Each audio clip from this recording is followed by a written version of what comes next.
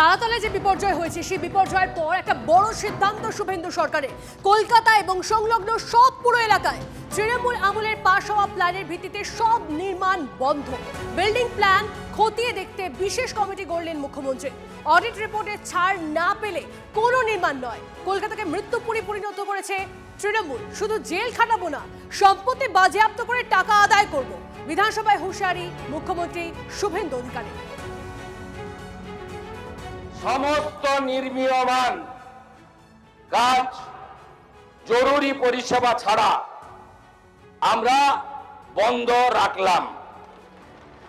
সমস্ত sanction plan audit হবে। এই অডিট করার জন্য কমিটি তৈরি করে দেওয়া হচ্ছে। কমিটি হেড করবেন Rajesh Pandey IAS, additional chief secretary. যত বিল্ডিং প্ল্যান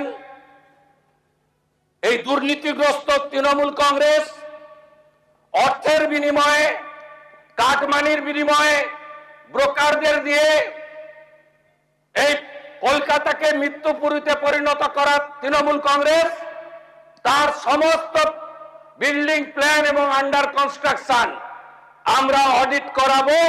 যতক্ষণ না অডিট সার্টিফিকেট হচ্ছে কোন বিল্ডিং এ আমরা হাত দিতে দেব না।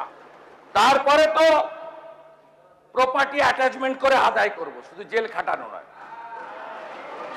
অপেক্ষা করুন, আপনারা নিশ্চিন্ত থাকুন।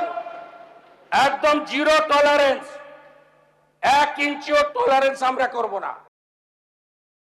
বিশেষত আগের সরকারের আমলে যেভাবে আইনকে বুড়ো আঙুল দেখিয়ে একের পর এক বাড়ি তৈরি হয়েছে, স্যাংশন প্ল্যান পাস হয়েছে, এই সবগুলোতেই মানুষের জীবনের ঝুঁকি বেড়েছে এবং সেটা আমরা একটার পর একটা বিপর্যয়ের ঘটনায় আমরা দেখেছি। কখনো বাঘাযতীনে, কখনো গার্ডেন রিচে, কখনো নাজিরাবাদে, আজকে দেখলাম গার্ডেন রিচে গতকাল।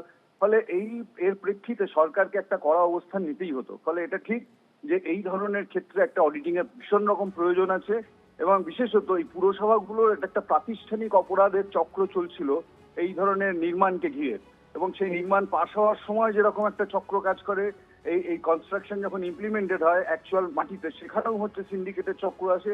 এই সবটা মিলিয়ে একটা কনস্ট্রাকশন ঘিরে যে একটা অদ্ভুত ইকোসিস্টেম গড়ে উঠেছিল দুর্নীতির, সেটাকে ভাঙা অবশ্যই দরকার মানুষের জীবনের স্বার্থে, শহরবাসীর স্বার্থে, রাজ্যের মানুষের স্বার্থে, এবং সেক্ষেত্রে সরকার কড়া পদক্ষেপ নেবে এটাই প্রত্যাশিত। এবং বিশেষত আমার অনুরোধ হবে, আমার দাবি হবে সরকারের কাছে যে ভবিষ্যতে এমন কোনো বিধি রূপরেখা করুন, শুধু অডিটে পাস করে যাওয়া যারা ক্লিয়ার হবে তাদের ছাড় দেওয়া নয়, এমন কিছু বিধি ভবিষ্যতের জন্য করুন, নির্মাণ বিধি, যার মধ্যে দিয়ে সুরক্ষিত হয় শহর, অরক্ষিত না থাকে নির্মাণ ক্ষেত্রটা। এইটুকুই বলতে পারি।